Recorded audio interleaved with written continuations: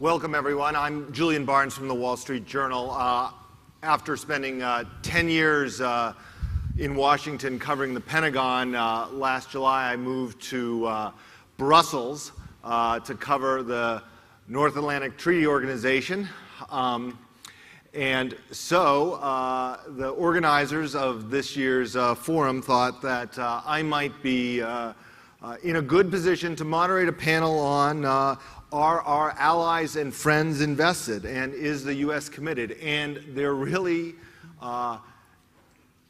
is not a more urgent pair of questions than those when you're sitting in Brussels. It's in the hallways of NATO headquarters. It is a constant conversation about these two questions.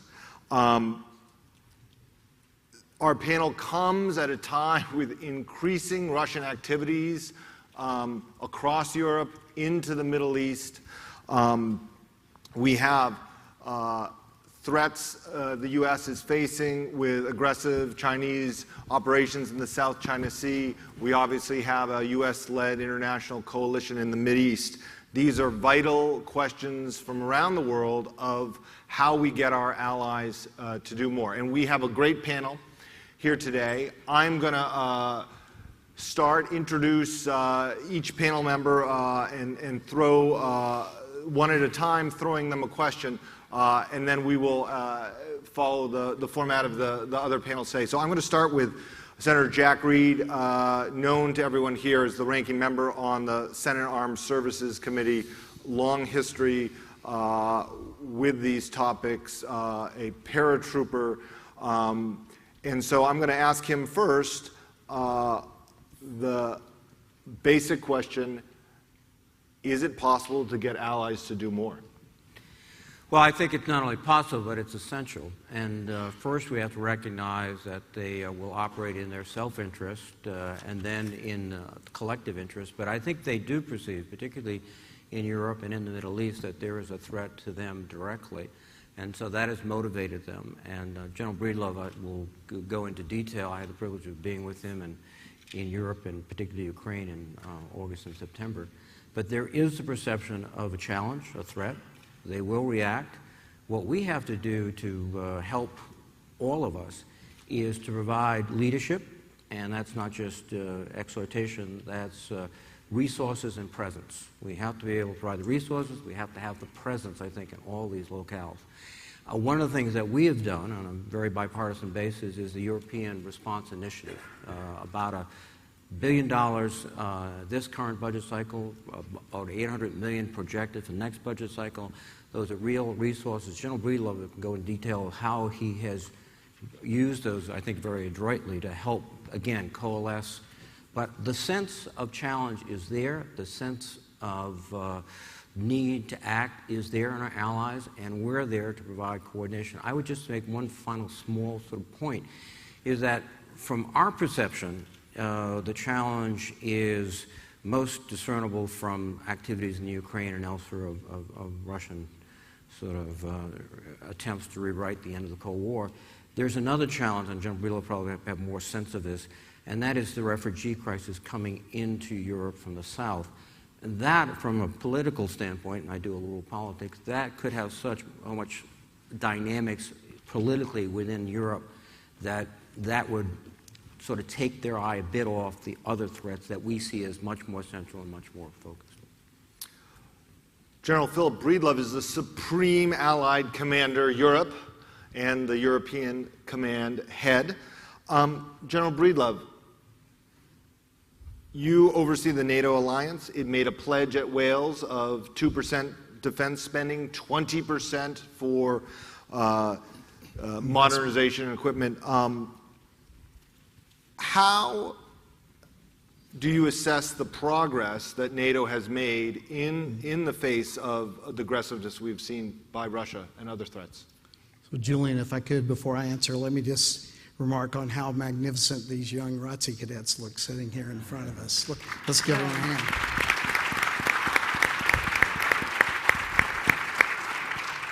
So it's an excellent question, and as the Senator has said, we do need to expect things to happen. I think since the Wales meetings, we have had a good response. It's not perfect, and there's more to be done. I think at our latest tally, about 18 of our nations have stopped the decline in budgets. Several now, 4 to 5, have a very solid plan inside the next several years to get to the 2%. And I'm glad you mentioned the 20% as well. It's very important that that investment, that recapitalization in kit and capability is a part of this. We can't afford for the whole budget to be in personnel costs. But I want to compliment our NATO nations because they have been moving in the right direction. There is an even more important piece to this, though, and that is that they're putting their forces also in the field. As we have tried to make this the largest change in NATO since it was brought into being in this latest adaptation that we have made, where we have looked at increasing the readiness and making the responsiveness better of all our forces, investments in capabilities and in training and personnel. And when we look to build these new forces that we talk about, like the Very High Readiness Joint Task Force, the VJTF, the nations came forward well beyond our expectations. We needed 3 or 4 nations to really step up. We got 7 almost immediately to make these forces work. So there is a broad spectrum of response. And that's good because the challenges are getting worse every day. We have been talking now in NATO for some time about our strategic challenge to the east, a revanchist Russia, what it's doing, as the senator said, rewriting the rules. They don't want to break the rules, they want to rewrite the rules. And to the south, we see all the problems of ungoverned and undergoverned spaces, wars, and the migrations that they cause of legitimate immigrants, but also in those legitimate immigrants, foreign fighters, criminality, terrorism, etc., etc. And now that being complicated by a Russian involvement to the south. And just to close up, recently also, some of our really smart young defense ministers have pointed out that we're facing a growing issue in the north along the Arctic as we see the pattern of ice change and the ability to use that northern transit route for periods of the year, which is at an increased savings that is very measurable to those who want to use it. And now we see, again, a bit of a militarization of that north, building almost an A2AD environment like we see in the south. And I'm sure we're going to talk about those later. Marillyn Hewson is the CEO of Lockheed Martin and brings industry perspective here to this question of whether allies can do more and what the U.S. can do to help them. And I wondered if you might address a little bit if you see roadblocks toward allies being able to purchase the kind of equipment, the kind of capabilities that we would like them to have. Does the U.S. policy create hurdles for them doing what we want them to do? Well, I would say certainly, pardon me, the defense industrial base plays a very important role in helping our allies and our friends around the world to have the capacity and the capability to do what they need to do to work together with us in an interoperable fashion and to help in the many global security challenges that General Breedlove discussed, but also ones that are around the world in the Middle East and in the Asia Pacific and other parts of the world. And we take that very seriously. When we are in speaking to leaders around the world, they are very interested in the capabilities that we can bring. They want to buy U.S. products and services. It's important then to do that we have the advocacy of the U.S. government as we go to market, because the competition internationally is very high.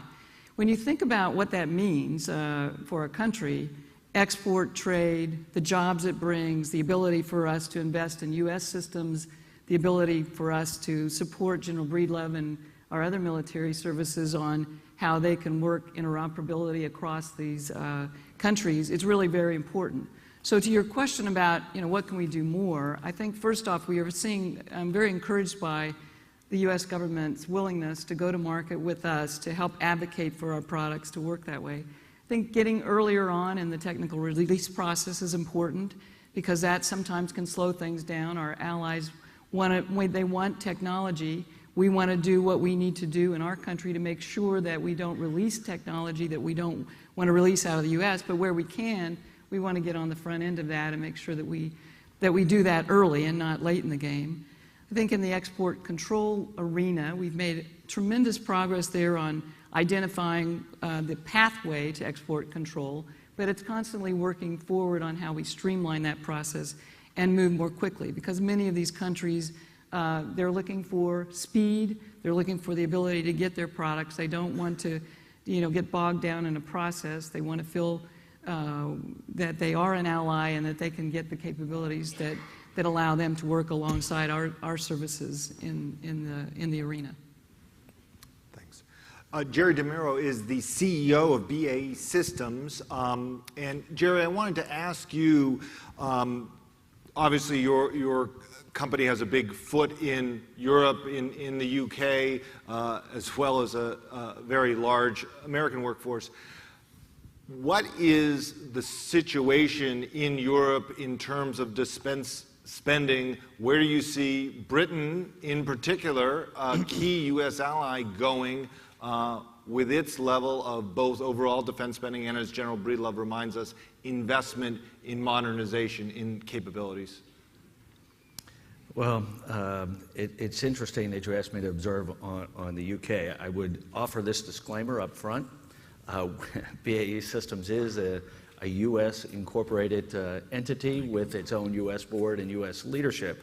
Having said that, our parent is, in fact, the largest defense supplier and contractor in Europe and one of the largest in the world. And specifically to your first question about the British posture on this, I think the General and Senator both referenced the commitments coming out of Wales.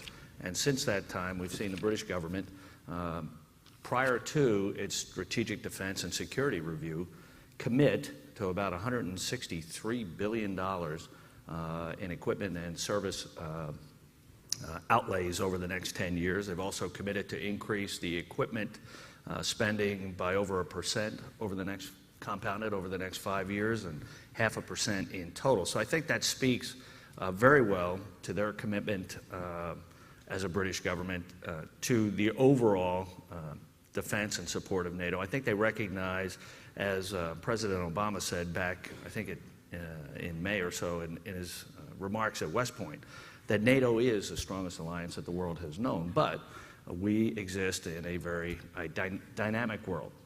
And as Marillyn alluded to, in order for the U.S. to be a strong partner in that, we also have to look at our own regulatory regime and structure so that we can continue to work as cooperatively as possible, not only in our own interests, but in the interests of NATO. So I think NATO is also looking back at the U.S. and its commitment, and I would compliment Senator Reid and Congressman Thornberry, Senator McCain, for their leadership in establishing, working in a bipartisan fashion with the White House to provide some stability in our budget so that our partners also have confidence in our programs and where we're going to be. You know, there are a number of programs which the European nations are already cooperating with us.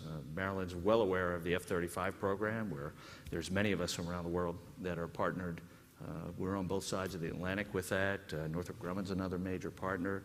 But even on programs such as our Ohio replacement and what the UK calls a successor program, we are partnered and committed to a joint development of missile programs and a number of other things. So I think we see positive steps in the UK, certainly. That's bipartisan support over there from both the Conservatives and the Labour Party.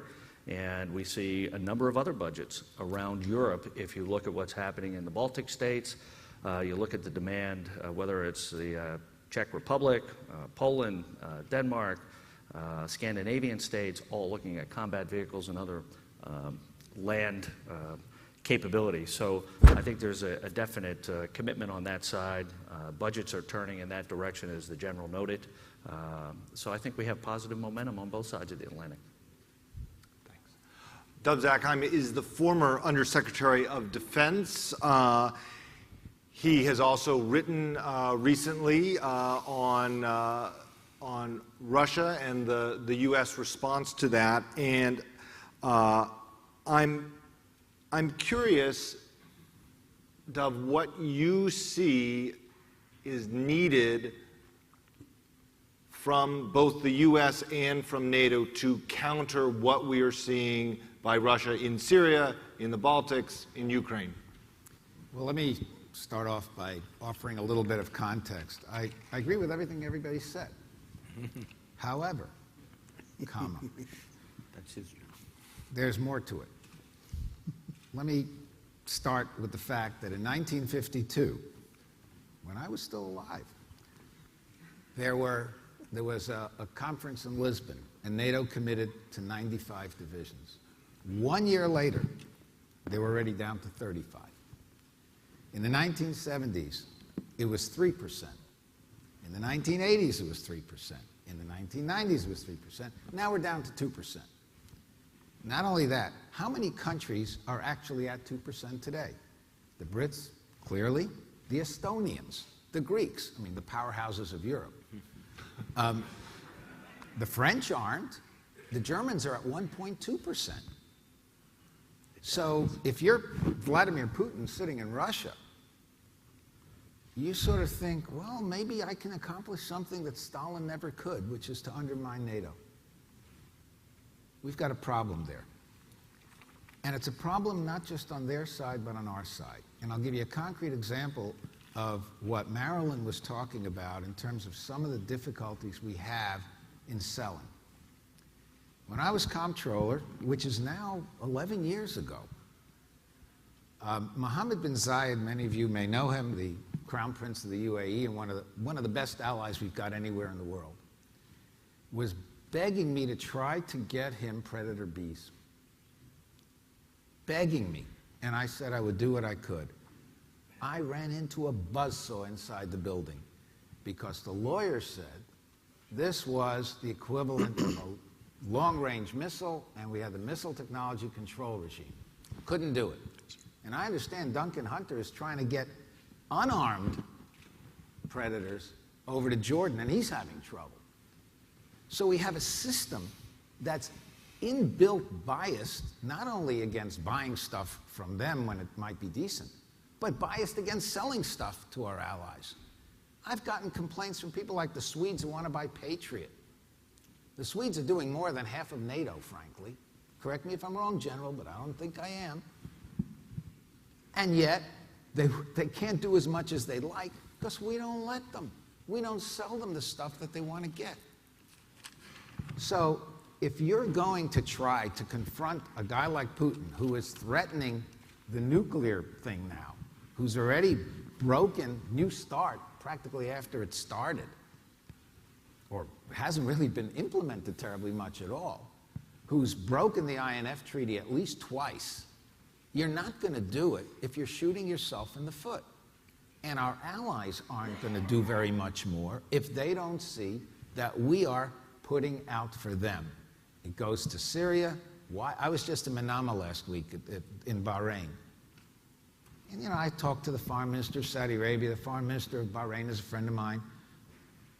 Why should they put troops on the ground in Syria when we're so hesitant about doing so? I'm not saying we should, but I'm saying don't expect the other guys to do it if they don't think we have skin in the game. And they don't consider 7 sorties a day, which is more or less what we're at, and roughly 1/7 of what we were doing in Libya. They don't consider that skin in the game. So the answer to your question is, if you want to be credible with the Putins or the Xis in China or the Iranian mullahs or that crazy Mr. Kim in North Korea, you've got to do more than you're doing if you want your allies to do more than they're doing.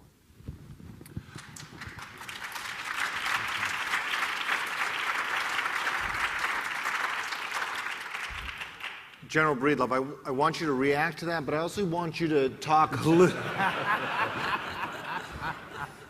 I also want you to talk a little bit about how you see the challenge in Europe, specifically, addressing the air defense, the missile threat that Vladimir Putin has built up in Crimea and in Kaliningrad, what everyone in this room would call an A2AD threat. So I would never grade Dov Zakheim's paper. I've been calling him sir for most of my adult life. But I would say I agree that we can do and should do more in some places. And I would limit my remarks to sort of my part of the world, the NATO piece of the world. And to your point, we do see this new A2AD, anti-access area denial problem, popping up along several places in our area of responsibility. First and foremost, Kaliningrad. Kaliningrad, the sort of coastal defense cruise missile, surface-to-air missile, and now surface-to-surface missile capabilities there have a specific purpose.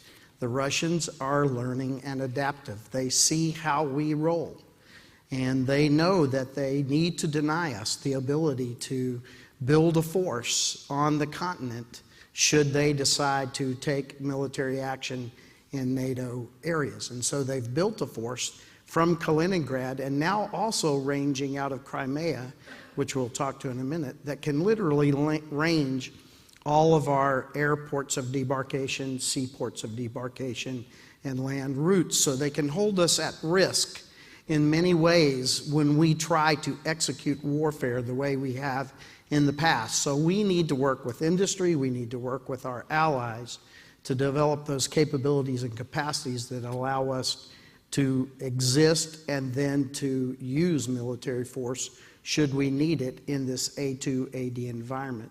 We've seen also an incredible growth in this A2AD capacity on the Ukrainian peninsula of Crimea, which Russia occupies. They are building very much the same capabilities, very dense capability in coastal defense cruise missiles, not as dense yet, but growing capabilities in surface-to-air missiles. And we see a fleet of Kilo submarines that have been destined for the sea, which brings a land attack capability. So once again, all three elements of this anti-access area denial. Patches of it along the Belarusian border, and now a growing A2AD capability in the eastern Mediterranean. Not only ashore, but via the SAG, the surface action groups and things that we see in those areas. So we've got to develop amongst the allies, but clearly also to Dov's challenge in our military, we've got to be able to address these anti-access area denial challenges. Thank you, General. Jerry, the General mentioned partnership with industry on this. What sorts of technological innovations can help address the kind of problems that he's presenting here, either that your company or others are working on? Well, in many cases, we're working with partners such as Lockheed Martin, Northrop Grumman, across a whole spectrum of capabilities to address anti-access, area denial, contested environments, a very hostile RF spectrum environment. So I'll speak to our parochial portfolio. Everybody addresses it from the portfolio that they have. We look at it in multiple time dimensions and across several technical domains. For example, we look at, if you think of the third offset strategy in the near term, we're looking at precision weapons, which have far greater range, which allow us to stand off. They have far less collateral damage. Some of these weapons, for instance, can be used from a standard Mark 45 on our naval vessels, as well as they have application in land artillery, and they have 4 or 5 times the range of the capability set today, increased precision, and they're a quarter of the cost. So there's a near-term dimension in precision weapons, some near-term dimensions that we're working from our portfolio basis in the domain of technical domains of spectrum warfare, the convergence of EW and cyber. the ability to work in the near-term congested environment. But now let's look at the longer time frame and take both of those technical domains. We're looking at weapons such as electromagnetic railgun, which becomes a huge leap ahead in terms of standoff capability, impact, has a number of other positive features that we probably can't disclose or discuss in this environment, but also things in the EW world that you have cognitive EW, if you can think about it that far out in advance, and the ability to have assured communications and GPS capability in a very hostile RF spectrum. So that's just a couple of examples on our portfolio. Some of the long-range missile capabilities we're working with our partners at Lockheed Martin that apply both on in the land domain as well as the naval. So it's all spectrum of capabilities. Senator Reid, the U.S. over a number of years has sold a number of a good range of equipment, munitions to the United Arab Emirates. Maybe not everything they have wanted. They have then gone at times and used their capability purchased to attack threats they've seen in Libya. And you've seen some hand-wringing from the administration when the ally does what we purportedly by policy want them to do, which is be an active partner.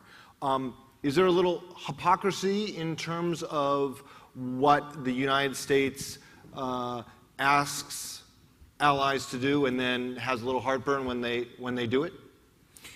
Well, I think it's we want to make sure that our allies can first defend themselves and also operate collectively with not just the United States but the world community to advance common ideals. And sometimes there is a disagreement about what the common plan is and what the common course of action is. The other thing I should point out clearly, too, is in that area particularly, one of our major concerns is ensuring the state of Israel has a qualitative advantage in any weapon systems. That also affects what we are able and capable to allow others to have.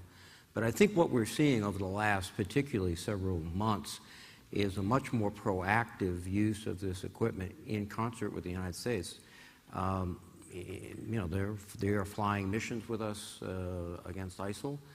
They are conducting operations in areas that are targeting ISIL elements. That is consistent with our view. So I think the consistency is not perfect, but it's probably more consistent in terms of the use of these systems than kind of random, they do what they want and we get annoyed. Marillyn, the F-35 is the largest multinational weapons procurement program. What is necessary to do to make sure that it is not the last of its kind in terms of making sure that countries are not skittish about entering in another big arrangement for a big program that involves a large coalition of countries to build a very complex and sophisticated system? Well, I think the F-35, the Joint Strike Fighter, is a great example of international cooperation. I think most of you know that we have, with the U.S., 8 international partners as well as several security cooperation partners around the world. But in those international partners, on the front end, they invested, they participated in what the requirements were for the air vehicle and for the system itself, and now are very much intricately involved in the program throughout the process of development and delivery of the aircraft. So I think just, to your question, Julian, about how do we keep a joint program like that, international cooperation program, something that we want to follow on and do again, I think it is making sure that they feel they are at the table, that their requirements are well understood and taken into account in the program itself, that they have a say in the upgrades to the aircraft, that they have a say in how they can sustain and maintain their fleets within their countries, And we're doing that. I mean, it's a great credit to the U.S. government and the Joint Program Office that they are listening and they are at the table today. So as long as we stay on that path going forward, I think that it is a great demonstration of the way that we can build partner capacity, build partner capability, and be able to operate together as we have to go into conflict or as we protect our various nations. And I think, General Breedlove, you would agree, I think that's a prime example of that. And if I could just add on, the scope and scale is not the same.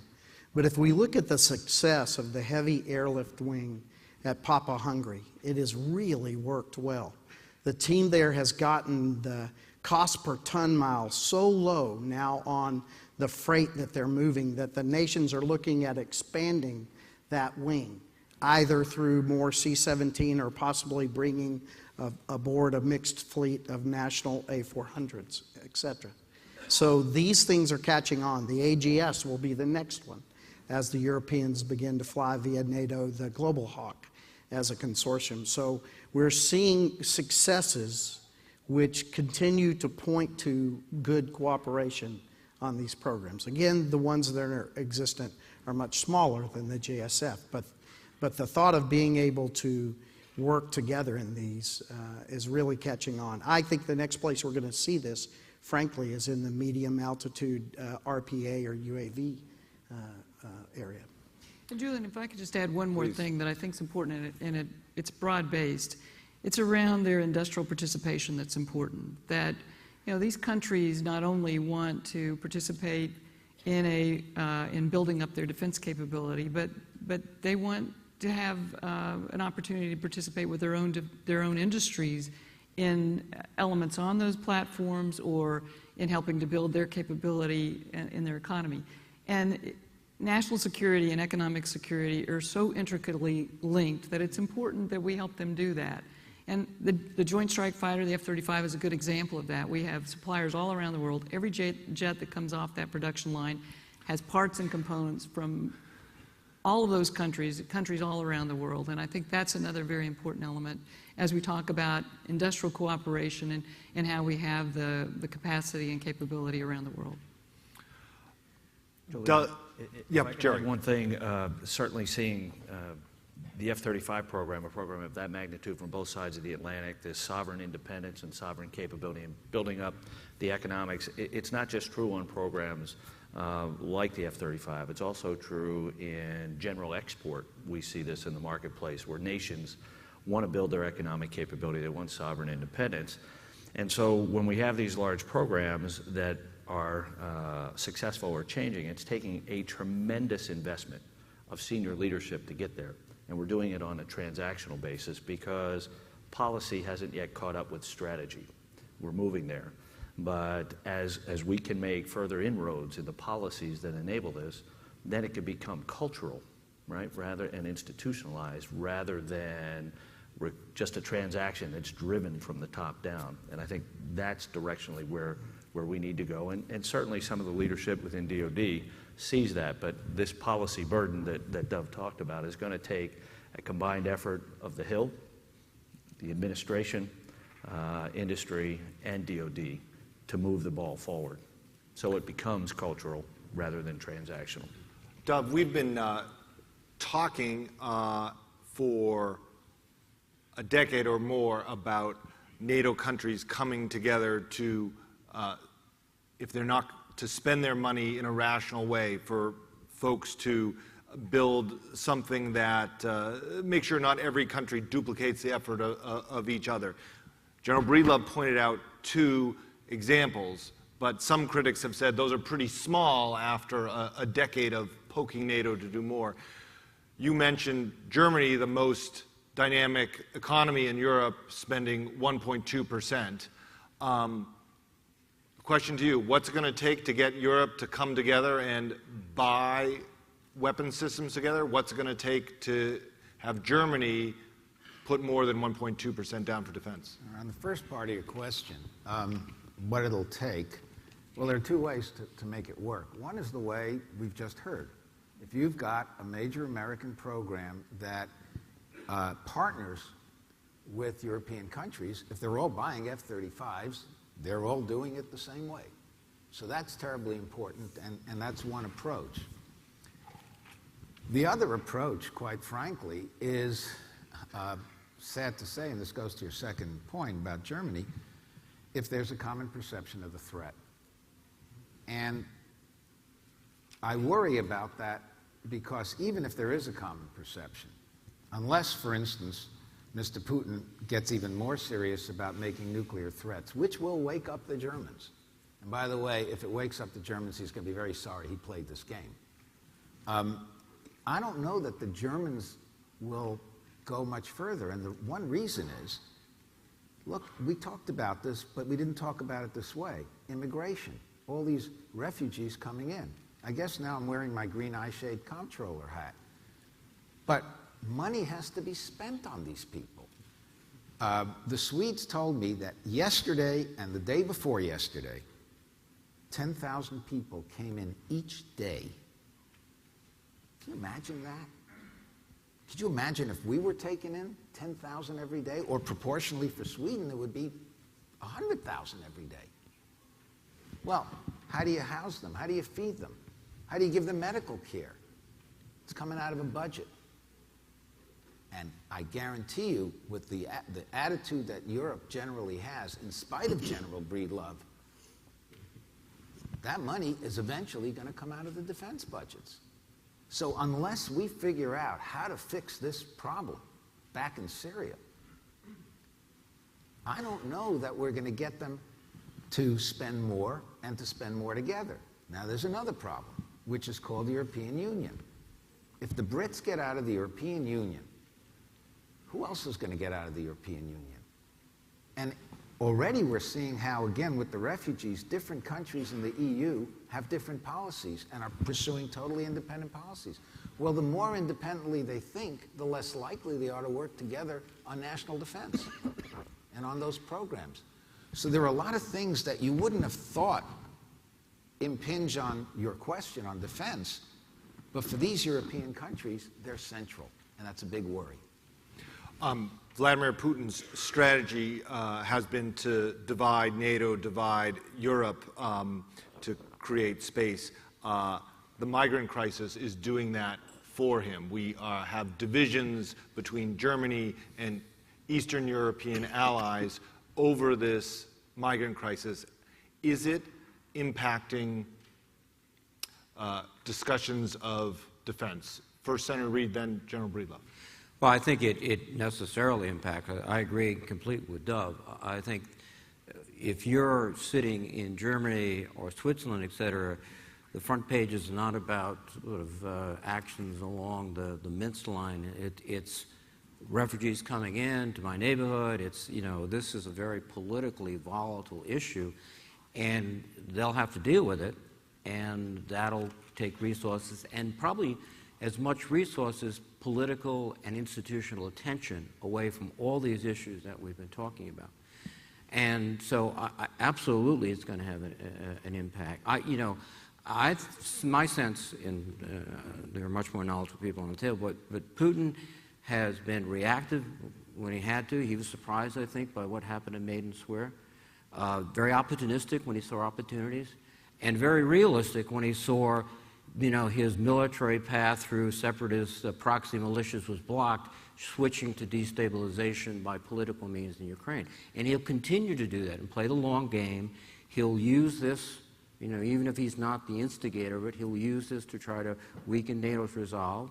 And there's another dimension, too, we haven't talked about, but I think it's important to get on the table is one of the things that unites us is the sanctions that we have collectively imposed against the Russians. Those sanctions he would like off dramatically, and he will work, and that might be another test case of whether we hold together as an alliance if we can hold on to those sanctions, particularly if there's another outburst of violence, and in fact, we have to think about ramping them up. So this is a situation where the politics of factors unrelated to, you know, the Wales conference are going to become much more decisive than some of the other pronouncements. Solidarity was item number one at Wales. And I was really pleased and surprised. I was privileged to be in the room as our senior-most leaders. One of the first things that they did was commit to Article 5 collective defense, and that we need to remain rock solid on that. I completely agree with the senator. There's a couple of things that I think Mr. Putin really wants to do. First and foremost, divide NATO militarily.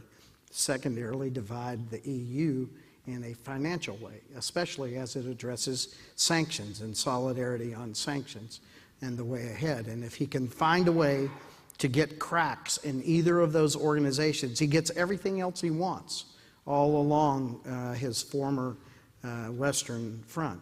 And so the solidarity in our approach to our military alliance, absolutely key and essential, and that we encourage and stand with our European Union brothers and sisters in our approach to the sanctions and other actions we're taking with Russia. These are all very, very key.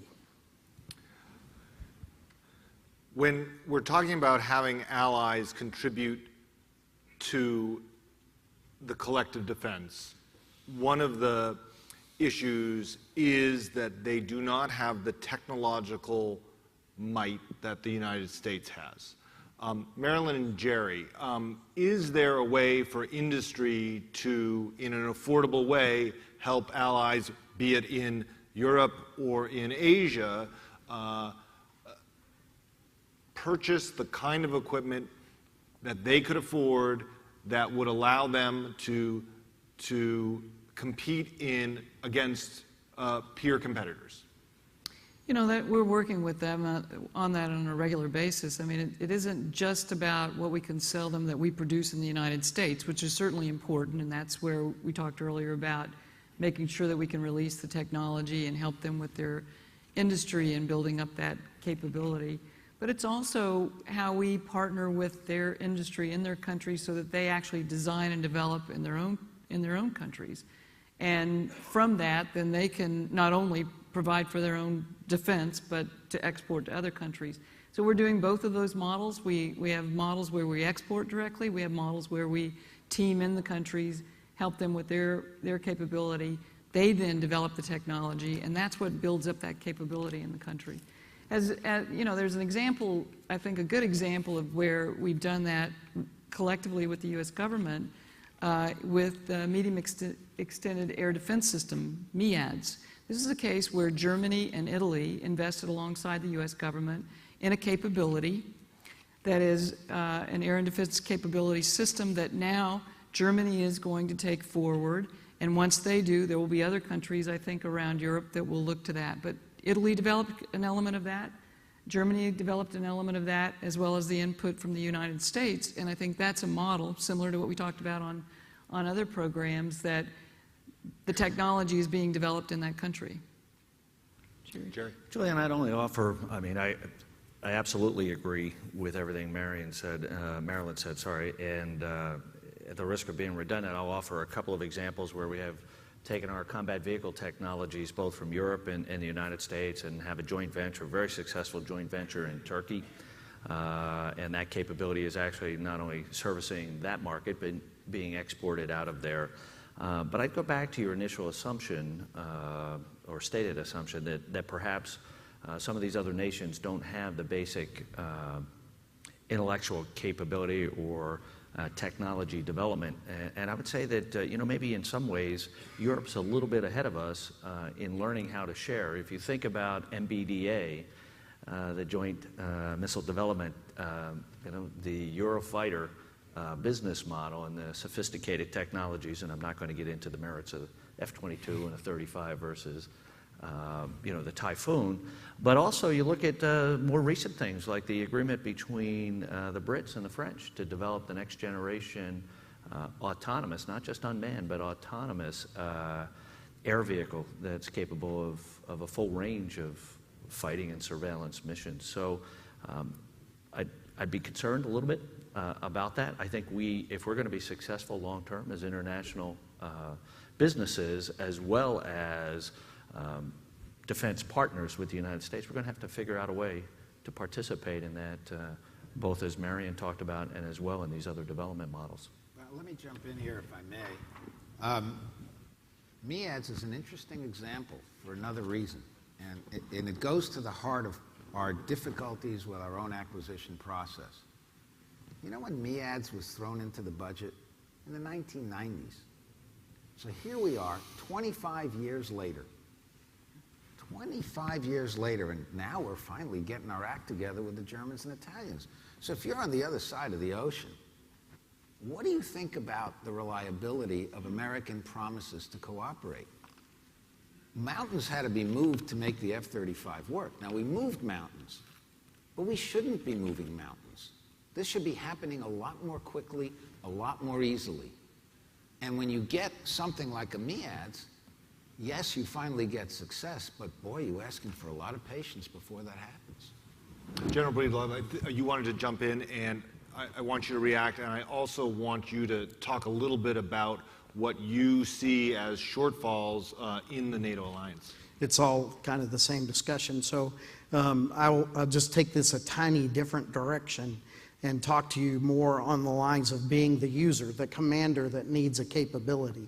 One thing we do fairly well in NATO is that we give nations targets. Not every nation needs a high-end Air Force and a high-end Navy. Maybe that nation is the nation that does combat vehicles, heavy lift rotary wing, medium lift rotary wing, et cetera, et cetera. So one of the things that the SACEUR would like to see is the nations working with industry to try to find those niches where some of the smaller nations can really bring capability to the larger construct.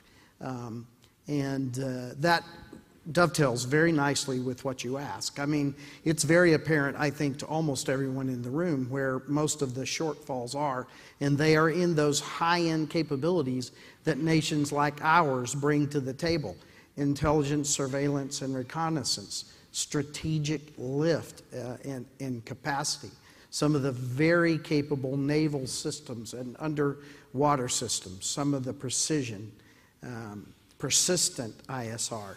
We are probably, I'll make enemies here, oversubscribed in permissive ISR. What do we need to be looking at as far as non-permissive ISR? Because that's what's going to break A2AD environments, et cetera, et cetera.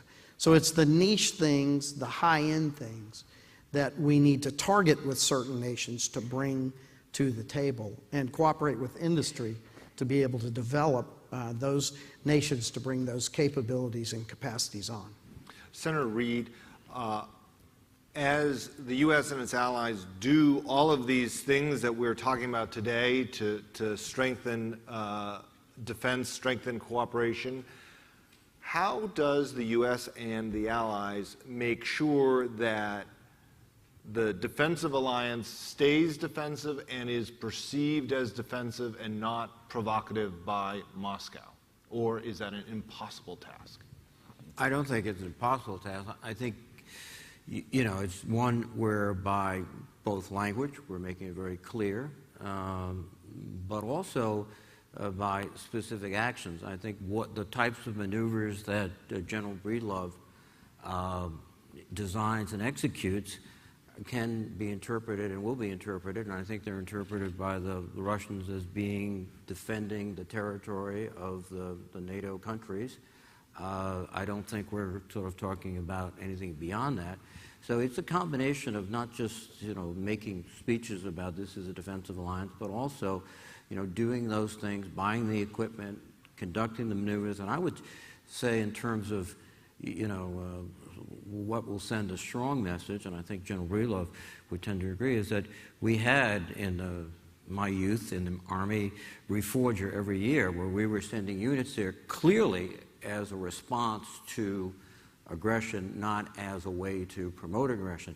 Those types of operations not only will help us reassure our allies, et cetera, but they will send the signal, the appropriate signal that you point out, of we are there to defend Europe, not to undermine necessarily or anyone else.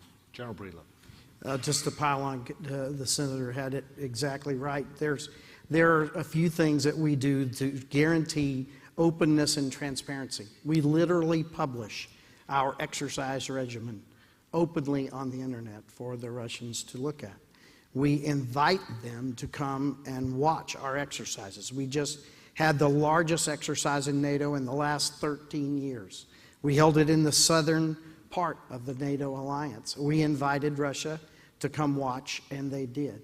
So this absolute openness and transparency, I think, is key. We do not have that from the other side of the aisle. And we're seeking now, I think, in NATO, in the political levels, to look at a conversation about how we might engender a more open and transparent exercise regime on the other side. As you know, these SNAP exercises are quite destabilizing when you put 60 or 70,000 troops on the borders of the Baltic nations. And as we saw, at least one SNAP exercise in the south turned into an invasion of the Donbass. So we need to establish regimen with Russia to be more open and transparent across both sides of this equation. But we are offering that we show what the intent of our exercises are, et cetera, as the senator has said. I think we're going to be able to open it up to questions in a moment. We'll wait for the microphones. While that happens, Dov, I wonder if Vladimir Putin has made nuclear threats against members of the alliance. You've written a little bit about this. How to react is a deeply controversial question in the alliance. Coupled with that is a question about how to modernize allies' nuclear-capable aircraft and whatnot. How do you see this problem, and what should the Western reaction be? Well, the first thing we need to do is stick to our plans. We now have a contract for the B-3. I don't know what will happen with that, but whatever happens with the contract itself, we need to make sure that the program doesn't get delayed, doesn't get underfunded, doesn't get pushed to the right. Same thing with the Trident follow-on, the new submarine. You can have a Trident, you can have a contract, you can work with the Brits, but then things get pushed out. And this goes to the heart of the toughest question that my successors as comptroller have had to deal with. How do you find the money? You've got a lot of things that the Air Force has to do, F-35 being a big one. You want some ships for the Navy. If you want to get anywhere near 300, how are you going to do that and buy a Trident follow-on, buy a B-2 follow-on? To me, it militates for some kind of budget increase, and not the little one we just got for 2 years. Okay, that's a Band-Aid. That's a very thin Band-Aid. I mean, we need to face up to the reality that, A, our defense budgets aren't driven by domestic issues. They're driven by the bad guys all around the world. And B, they need to be, and everybody keeps saying this, predictable and steady. And if they're not, then Mr. Putin's going to think he's got a free ride. So that's number one. Number two is we need to make it very clear to the Russians that we're ready to work with them. We're ready to talk to them. We're ready to work out arrangements. But you want to play the nuclear game? We beat you at it last time. It's called the end of the Cold War. We'll beat you again. And we really have to be very clear about this. We'll take a question. And the rules of Ronald Reagan are no speeches, just a concise question. Okay. Lieutenant Colonel Kelly Brown, I'm with the Chief of Staff of the Army Strategic Studies Group. And my question is, while there is a substantial amount of energy and debate currently focused on specifically what our U.S. And allied partners are doing in Europe and the Middle East, as we look toward the emerging future of 2030 to 2040, what is or should the U.S. and our allies be doing to improve our friendships and partnerships in Africa in order to either increase our U.S. and allied influence, reduce the influence of our adversaries, or perhaps just maintain stability so there's not an increased requirement for U.S. forces in that region? Who wants to tackle that? Senator Reed. Oh, thank you. In the spirit of Ronald Reagan, yes.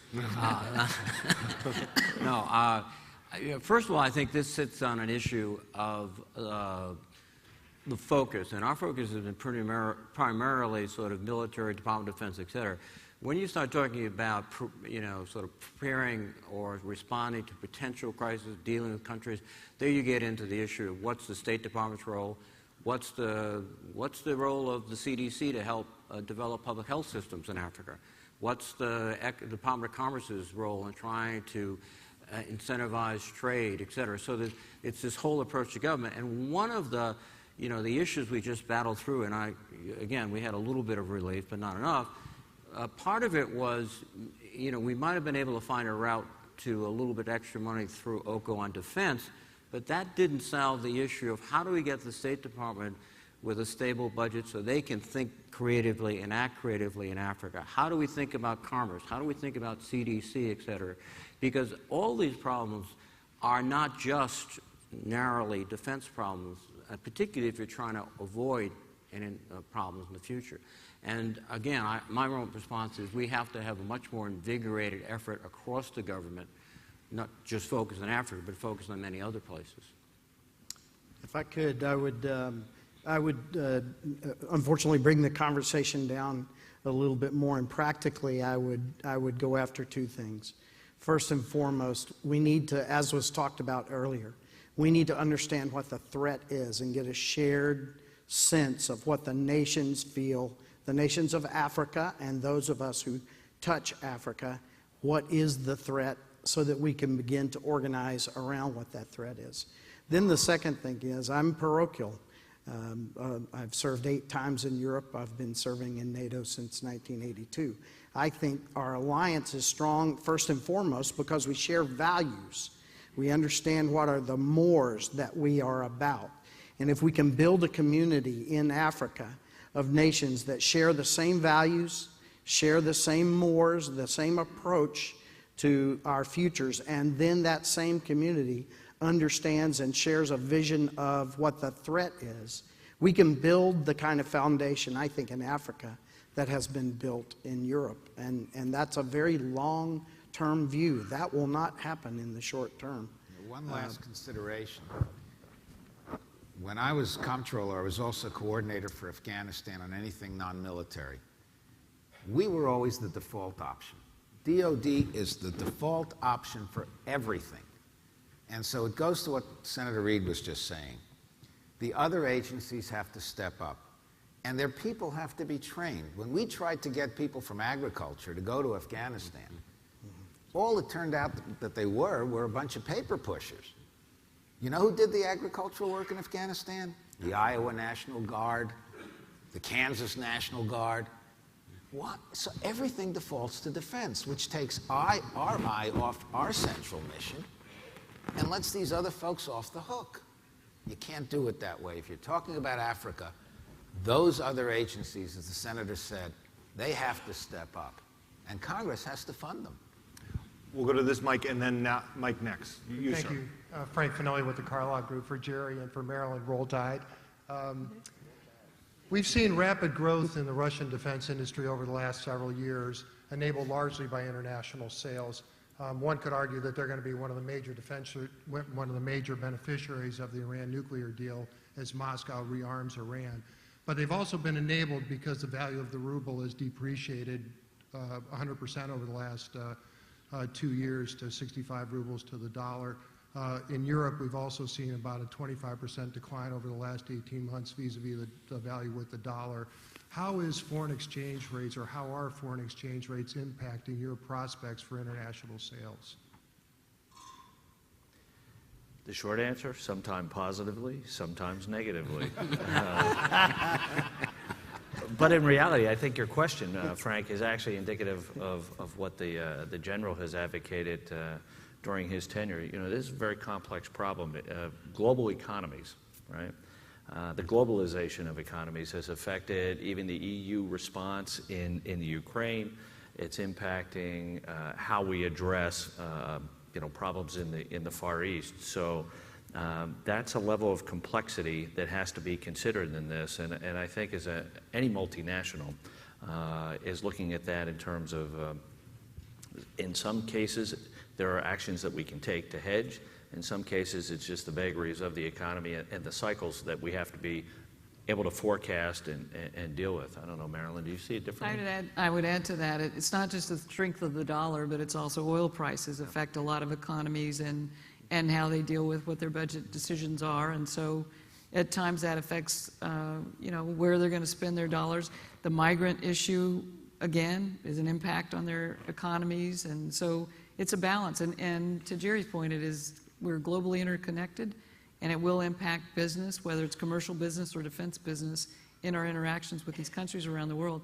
I think what's important, though, is what we do, and I know BAE does as well, is we partner in those countries with industry to help strengthen their capability. So it's not just us going to market in an export way, but partnering with their industry and their supply base so that they build up jobs, they build up their economic growth to offset the challenges that they have in the economy. Thank you. Over here. Thank you. Perhaps at risk of sounding young and naive, I am curious to know, General Breedlove, if we have been open and friendly with Russia, particularly with our exercises, and we've been entreating them to be equally open with us, what risk would we run by perhaps gently demanding that they be as open as we are with them? So I didn't use the word friendly, that was your word. I used open and transparent. And really, I don't think if you demand things from Russia, you're going to get very far. We need to find a way to encourage them to come alongside of us in our openness and transparency. And that is a distinctly political thing to do, but as military men and women in NATO, we want that, because what we don't want to do is overreact to a Russian exercise because we don't understand it, and it begins to look like something other than an exercise. So the ability to have a stability in the approach and the understanding of what we're doing, how big it is, when it starts, when it finishes, what is its goals, that kind of regimen, I think, could bring down the pressure a little bit, because right now the pressure is up. Every time in the central and western military district that we have a large exercise, the Baltics and Poland and other nations become very concerned, and rightfully so. So we've got to find a way to ratchet that down so that we don't end up in an unintended consequence. Is there a contradiction between ratcheting that down and increasing a deterrence and increasing readiness? I don't think so. I think, again, openness and transparency allows the other side of the equation to understand what you're doing, to understand why you're designing an exercise in the way. We just had, as you know, Trident Juncture, and it was the largest exercise in 13 years. It had a decidedly non-offensive tact, and we made that very apparent even to the observers that showed up from the Russian Federation. So I think we said earlier, our strength and our capabilities to defend our friends and allies shown in an open and transparent way. Could I just add one thing? It does several things, I think. And one, it makes it clear to them that the cost of action is very high, because we are quite prepared under General Breedlove's guidance with our allies to take effective action. And also, the point the General made, it signals that, this is not, they can understand what we're doing. This is not sort of an attempt to surprise them. And that, I think, both counts. But I think the notion of making it clear to them that we're getting better every day and the cost goes up every day is important also. Hello, my name is Kenna Tunis, and I'm an undergrad student at Marquette University. And I have a question about the mass exodus from Syria. There was an article in Time magazine that argued that there's actually economic benefits for migrants to be accepted into European countries, and it would in fact increase the GDP of those countries because of the fact that many European countries are underpopulated. And I was wondering your opinion on if you feel that although it would cost a lot to teach these migrants the different languages of these countries and help them establish, I suppose, a lifestyle there or a home there, if you would agree that there might be economic benefits to allow these migrants into European countries. Let me just start. I think the first thing that will manifest itself are the cost, not the benefits. That's human nature, I think, and the way people usually react. And so I think that goes back to the point that Dove made and others made, that they'll have to deal with these costs. I personally think that the people that are coming out of these countries will eventually add immensely to value, but the initial point is cost. The other side of the equation, which we have to think about very seriously, is that the countries they're leaving, Syria, Afghanistan, and other places, are losing human capital at extraordinary rates, and that when we're able to suppress the violence and start the rebuilding process, we will have a huge deficit in talented, trained people who are there to help. And that's already increasing, the future cost to try to do the stabilization. There's another problem too, and again, this is a human nature problem. If these rates continue, particularly in the northern European countries, you're going to get changes in the population that are quite significant. You're not talking about 2%, you may be talking about 20%. And there's going to be a cultural reaction. We already see this with some of these right-wing fascist, I don't have another name for them, they're fascist parties. And they play on the xenophobia, particularly in the smaller countries. I mean, Germany is remarkable in that regard, but it's not even clear Mrs. Merkel's going to get away with it. There's already some opposition to what she's doing. And so you then have to ask yourself, do you really want to see Europe transform in that direction? Because if it transforms that way, then the whole democratic enterprise, the liberal democratic enterprise that we've worked for since 1945 is now jeopardized. It's a very delicate balance, and it does go beyond just dollars and cents, or if you will, euros. Over here. Yes, when we're talking, so far the talk today about alliance formation and cohesion seems to centered on budgets and hardware. But there's the issue of how do you get countries to identify with the United States? Now, this particular administration from the top down seems to have developed a habit of denigrating the post-World War II role of the United States. For example, President Obama's Cairo speech, where he denigrated the role of the United States in the Muslim world rather than talk about the times the American military went into action to defend Muslims, like Bosnia and Kosovo. When you had this notorious incident of ISIS burning a captured Jordanian pilot alive, you had the president stand up and say, let's not get on our high horse, and he started talking about the Crusades, the Inquisition, and Jim Crow. And anybody who was involved with the Spanish Inquisition and the Crusades is long since dead. Now, how are we supposed to get people to identify their interests with us if we keep denigrating Western values and the role of the United States in the world?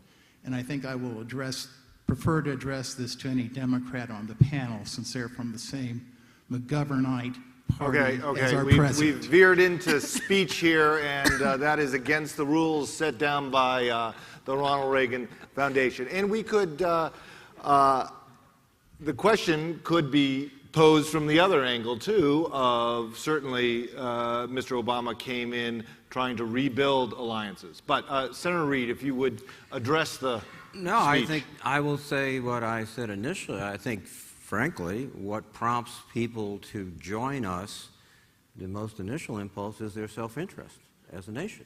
They see that aligning with us is beneficial to them for many reasons. It protects their stability, protects their regime, their culture. It also provides the resources that they need. Now, I think transcending that, and this is a particular case in NATO, and General Breedlove talked about this, is these shared aspirations, ideals, et cetera. That's not always the case, because across the globe there are various cultural differences and nuances which sometimes we fully appreciate and are able to cooperate, sometimes we misperceive totally, and vice versa. And we've seen this in every conflict, in every administration, where we have taken action, and we've found ourselves sort of surprised because the people we were trying to help didn't agree with us and didn't like us. So I think, again, you have to understand it's initially self-interest, and then you have to build on that to a mutuality of interest, and the goal eventually is to advance ideals that we hold we hold dearly, and we hope that all humanity does. Hi, my name is Sheikh Katiri. I'm a political science student attending Arizona State University. I'm an international student from Iran.